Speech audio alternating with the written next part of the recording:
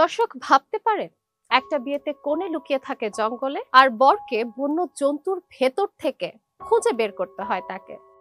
এটা কোনো সিনেমা না, ভারতের এক বাস্তব রীতি, যেখানে ভালোবাসা মানে ছিল সাহস।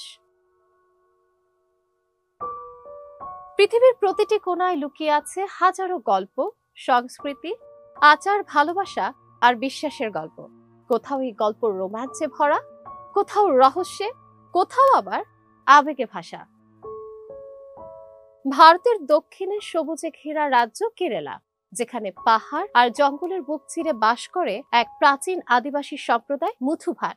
এরা এমন এক সময়ে বিয়ে করে যেখানে জঙ্গলে খুঁজতে হয় বউ। আর এই সম্প্রদায়ের কাছে ভালোবাসার মানে শুধু অনুভূতি নয়, সাহস ও দায়িত্বের এক ভয়ঙ্কর পরীক্ষা।